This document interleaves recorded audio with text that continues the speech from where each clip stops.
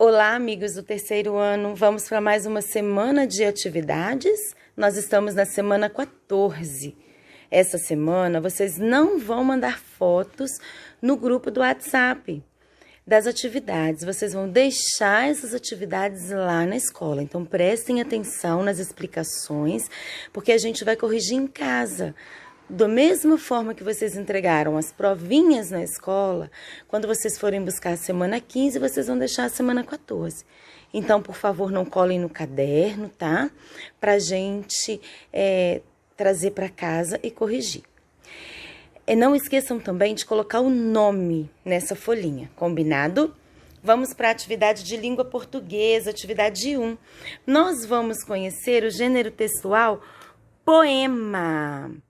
Poema é um gênero textual que eu gosto muito, muito mesmo. Então, vamos conhecer um pouquinho sobre esse gênero textual? Poema é um gênero textual que utiliza as palavras como material para escrever, organizando-as em versos e estrofes, ou seja, permite defini-la como gênero. A palavra poema significa fazer, criar, compor. Em um poema, as palavras podem ou não rimar entre si.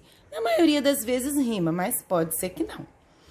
Então, nós vamos descobrir que o poema ele tem duas características principais, que é o verso e a estrofe. E o que é o verso? Cada linha de um poema, nós vamos ver ali embaixo. E estrofe é um conjunto de vários versos.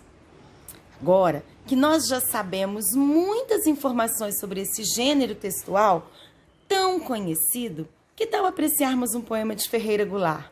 Esse poema eu gosto muito. Ele se chama O Ronron do Gatinho. Vamos ouvir? E quando a gente lê um poema, a gente lê com uma entonação diferente, que dá uma musicalidade, dá um som bem legal. Vamos ver. O gato é uma maquininha que a natureza inventou. Tem pelo, bigodes, unhas e dentro dele um motor. Mas um motor diferente desses que tem nos bonecos, porque o motor do gato não é um motor elétrico. É um motor afetivo que bate em seu coração. Por isso ele faz ronron, para mostrar gratidão. No passado se dizia que esse ronron tão doce era causa de alergia para quem sofria de tosse. Tudo bobagem, despeito, calúnias contra o bichinho. Esse ronron em seu peito não é doença, é carinho. Viram que lindo, lindo esse poema do ronron do gatinho? E a gente aprendeu ali em cima que cada linha do poema se chama verso. Então, olha, isso é um verso, isso aqui é um verso, isso aqui é um verso, isso aqui é um verso. Se a gente tivesse que numerar os versos do poema, então a gente numeraria assim, ó. 1, 2, 3, 4. Aqui tem 4 versos. Depois 5, 6, 7, 8. Cada linha. E a gente continuaria aqui numerando. E a estrofe, então? A estrofe é esse conjunto aqui. Quando a gente junta vários versos, aqui no caso são 4 versos, a gente chama de estrofe, que é um conjunto de versos. Então, quantas estrofes teria esse poema? Quando a gente for contar, ó, 1 estrofe, 2 estrofes, 3 estrofes, 4 estrofes, 5 estrofes. Bem bacana, não é mesmo? Virando a folhinha, na outra folha lá, nós temos algumas questões para a gente responder pensando no poema, mas a primeira coisa que a gente tem é a seguinte: depois de ler várias vezes, grave um áudio ou vídeo da sua leitura e envie para a professora. Vamos amar ver o seu desempenho.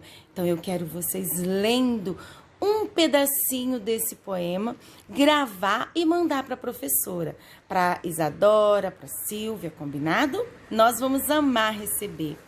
Número 2, de acordo com o poema, responda: Qual o título do poema? Então, a gente tem que voltar lá na folhinha e procurar onde está o título. Onde está o título? Olha só, a gente tem que lembrar que título é o nome que se dá ao poema. Então, qual é o título? Outra perguntinha, qual o nome do autor? Ih, mas eu não estou vendo por aqui nome de autor em lugar nenhum.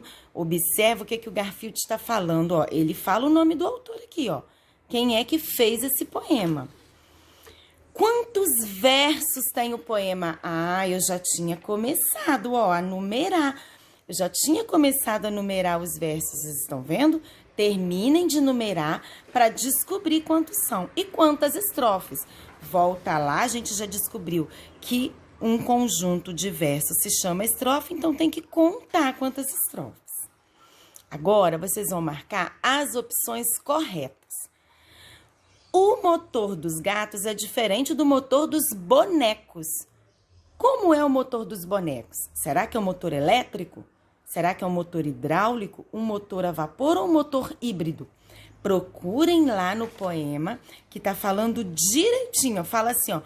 Mais um motor diferente desses que tem nos bonecos. Termina de ler que você vai descobrir. Qual é o motor afetivo dos gatos? Será que é o pulmão, o coração, a mão ou os olhos? Agora, segundo o poema, no passado se dizia que o ronron do gato causava alguma coisa. Será que causava gripe? Alergia? Dor de barriga? Febre? Letra D. O poema associa o ronron do gato a doença, barulho, ronco ou carinho? Vamos descobrir?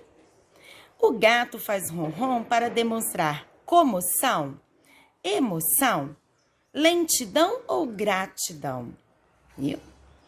Agora nós vamos ver uma outra coisa que na maioria dos poemas tem, não todos, que é sobre rima. Vocês já aprenderam o que é rima, não é? Ó, fui no mercado comprar café, veio a formiga e subiu no meu pé. Ó, teve rima aí. Vamos descobrir lá no nosso poema dos gatos os pares de rimas. Lá na primeira estrofe, o que rimou? Vamos voltar lá? Olha só, o gato é uma maquininha que a natureza inventou. Tem pelo, bigode e unhas e dentro dele um motor. O que rimou, ó? Vamos descobrir? Então, vocês terão que circular. O gato é uma maquininha que a natureza inventou. Tem pelo, bigodes, unhas e dentro dele um motor. Olha o par de rima aí. Vocês vão escrever esse par de rima. A mesma coisa na segunda estrofe, terceira, quarta e quinta. Combinado?